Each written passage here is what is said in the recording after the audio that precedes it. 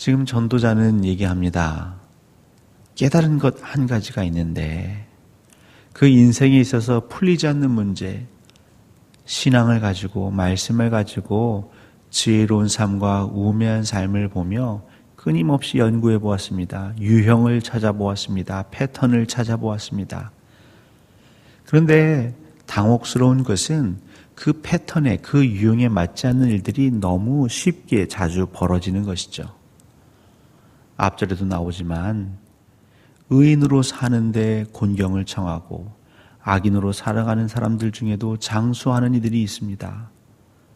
그럴 때마다 어리둥절하는 것이죠. 근데 전도자가 마지막에 고백하기를 결국 그 전도자에게 하나님 주시는 깨달음은 하나님은 이 모든 것을 선하고 아름답게 지으셨는데 결국 우리의 꾀가, 우리의 욕심이, 우리의 허튼 생각이 우리의 인생을 이렇게 힘들게 또 어렵게 피곤하게 만드는구나. 사람은 자신의 잘못, 우리의 죄로 인한 결과물을 계속 누구에게나 다른 사람에게 전가하려는 유혹에 빠집니다. 그래서 예수 그리스도를 믿지 않는 사람들은 궁극에는 하나님의 탓을 하는 것이죠. 하나님께서 죄를 원천 봉쇄하셨으면 우리 인간의 조상들이 에덴 동산을 떠날 일이 없지 않았겠습니까? 전지전능하신 하나님, 모든 것을 미리 다 아시는 하나님이시라면 그 아담과 하와가 그 동산 중앙의 실과를 따먹지 못하도록 수단과 방법을 가리지 않으셨으면 되지 않았겠습니까? 왜 자유의지를 주셔서 그러한 결과를 맞게 하셨으며 인류는 이렇게 고달프게 살게 하였습니까? 우리 사람은 우리가 벌어진 상황 속에서 우리가 책임지지 못하는 부분을 하나님께 계속 전가하는 못된 습성이 있는 것이죠. 그 문제를 묵상하고 또 하나님과 씨름하면 깨닫게 되는 것이 우리의 죄로 인함이로구나, 우리의 욕심으로 인함이로구나. 더 나아가서 하나님께서는 우리를 인격자로 대우하시기 위하여 그냥 미물도 아니요 하나님의 형상으로 지으셨는데 그 영광됨을 우리가 누리지 못함이었구나 고백하게 된다는 것입니다. 특별히 오늘 15절, 16절, 특별히 16절을 우리는 마음 깊이 새겨야 할 것입니다. 지나치게 의인이 되지도 말며 지나치게 지혜자도 되지 말라. 여러분, 전도서의 말씀, 잠언의 말씀은 분명한 것은 하나님께서 주시는 감동을 우리의 삶에 적용할 때에 그것을 강조하기 위한 표현임을 잊지 마십시오. 어떤 부분은 진리의 선언을 하기도 하지만 어떨 때에는 인간의 감정을 고스란히 드러낼 때도 있습니다. 오늘 본문은 특히 16절은 자칫 잘못하면 우리 스스로 지혜자가 될 수도 있고 의인이 될 수도 있구나라고 착각하게 하는 본문이 될 수도 있습니다. 근데 우리가 교리적으로 또 우리의 신학적으로 우리의 신앙적으로 검토해 보면 엄밀하게는요 우리가 지혜자가 될 수가 없죠. 성경이 얘기하는 지혜는 무슨 지혜입니까? 그냥 인생의 경험들이 축적된 지혜를 말하는 게 아니죠. 하늘의 신령한 지혜, 하나님의 영으로 감동된 지혜를 말합니다. 그렇다면 그 지혜는 우리 스스로 만들어내거나 학습할 수 있는 것이 아니라 하나님이 부어주시는 겁니다. 하나님께서 눈을 뜨게 하시고 들려지게 하시고 그것들을 통찰하여 꿰뚫어 보게 하시는 지혜입니다. 의인도 마찬가지죠. 우리 신앙에 절대 흔들리지 말아야 하는 신학적, 교리적 고백은 믿음으로 의롭다 칭함을 받는 것입니다. 우리가 우리의 행위로 의인이 되는 것이 아니라 하나님께서 우리의 그 겨자씨만한 믿음을 보시고 우리를 의롭다 칭해 주시는 겁니다. 하지만 잠언이나 전도서는 그런 것들을 기초로 하면서 우리가 일상에서 사용하는 용어를 사용했다는 것이죠. 근데 지나치게 지혜자가 되려고 하지 말고 지나치게 의인이 되려고 하지 말라. 우리가 말씀을 먹을 때에 또 말씀을 읽고 묵상할 때에 자연스럽지 못한, 오늘 예를 들면 초상집과 혼인집에가 있습니다. 초상집에 가는 것이, 그래서 지혜자의 마음은 초상집에 있고 우매한 자의 마음은 혼인집에 있다. 그럼 이것을 문자 그대로 적용하면 우리 예수 그리스도를 믿고 지혜로운 자가 되고 싶은 분들은 결혼식 근처에도 가면 안 되겠네요. 늘 그 장례식장 앞에서 기다리고 있다가 어떤 사람이 장례를 치르면 늘 그 자리를 지켜야겠네요. 그렇게 적용할 것이 아니라는 거죠. 그렇게 극단적으로 지나치게 우리의 삶은요, 기쁨도 즐겨야 하고 슬픔도 눈물로 보내야 하는 것입니다. 그런데 만약에 우리에게 선택의 기로에 놓여져 있다면, 살다 보면 초상집에도 가야 하고 혼인집에도 가야 하는데 우리의 몸은 하나입니다. 지혜는 바로 그럴 때 발동되는 것이죠.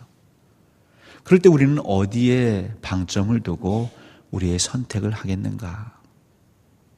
권세자들과 함께 우리가 먹고 마실 수도 있고요, 동시에 가난하고 힘든 자가 우리의 도움을 구할 때도 있을 것입니다. 그때 지혜자는, 하나님이 주시는 지혜자는 어떻게 삶을 살아갈 것인가?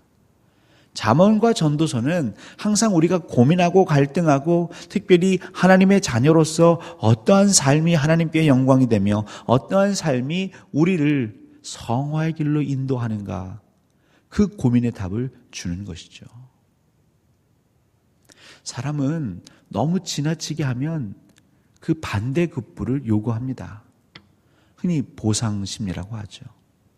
내가 남들보다 더 열심히 한다고 느끼는 순간부터 나에게 그 반대급부, 위로나 격려나 보상이 주어지지 않으면 어느새 불평과 원망이, 또 시기가 싹트게 됩니다.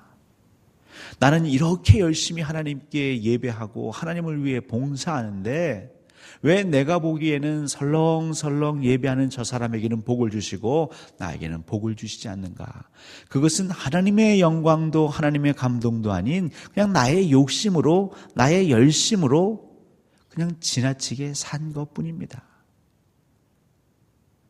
사랑하는 성도 여러분, 그래서 우리의 신앙은 자칫 잘못 생각하면, 이 신앙생활은 능동적으로 할 필요가 없구나, 적극적으로 할 필요가 없구나, 그냥 하나님이 말씀하시고 깨닫게 하시면 그때만 우리가 순종하면 되겠구나, 그냥 수동적으로 기다리면 되겠구나.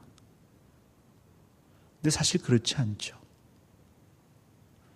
먼저는 구해야 할 것입니다. 하나님 말씀하시는 게, 구하서 하나님이 말씀하시기 전에는 말하기도 더디하고 행동도 더디하라는 겁니다.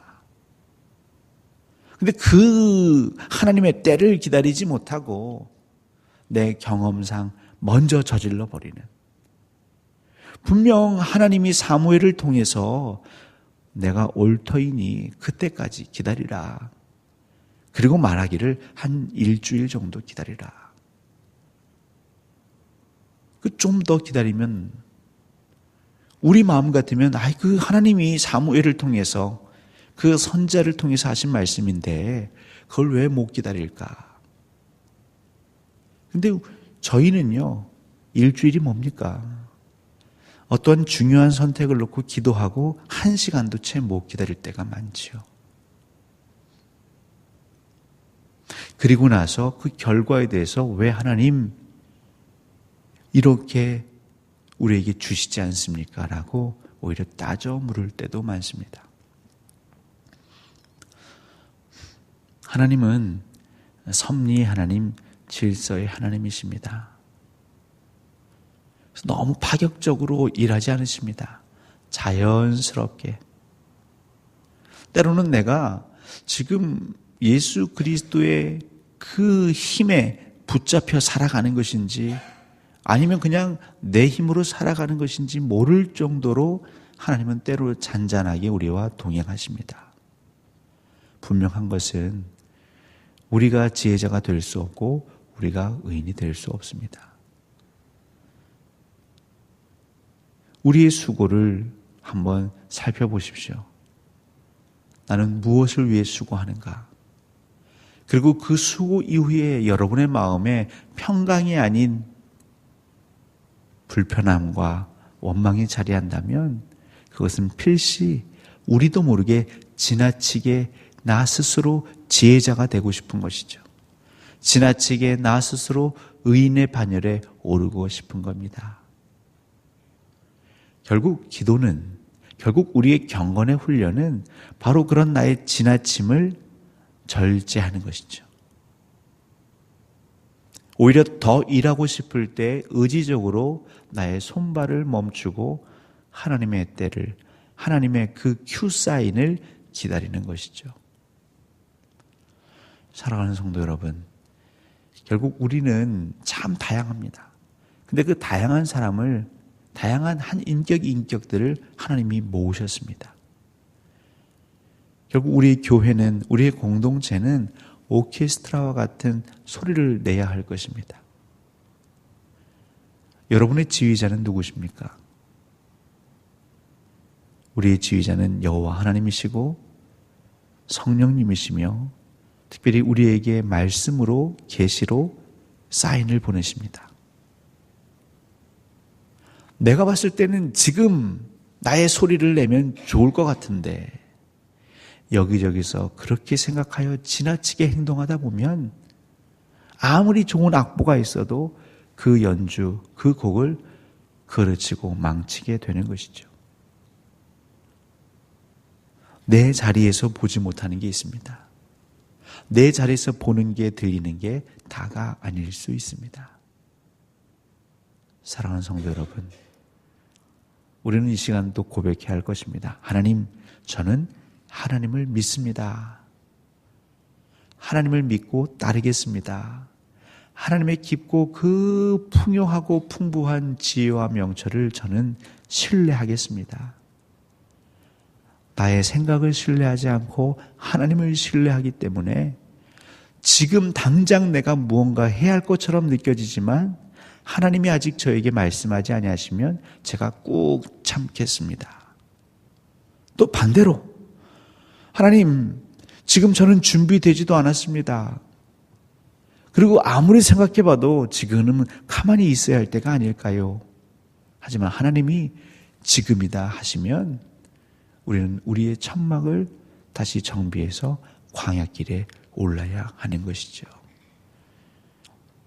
여러분 한 분 한 분 천국의 오케스트라 단원으로서 하나님이 주시는 그 여정길을 한 걸음 한 걸음 따라가시는 지혜자가, 그 믿음으로 의롭다 칭함받는 자 되시기를 간절히 소원합니다.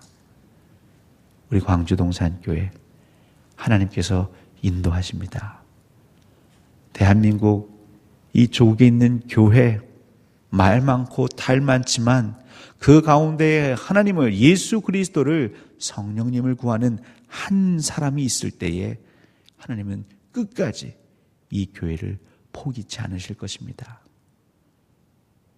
오늘도 여러분의 가정에서, 일터에서 그 하나님의 지혜를 바라시며 우리 하나님이 인도하시는 데까지, 때로는 답답하게 느껴질지라도, 때로는 너무 숨이 찰지라도 순종으로 하나님께 영광 올리시는 복된 삶 되시기를 예수 그리스도 이름으로 간절히 소원하고 축원합니다.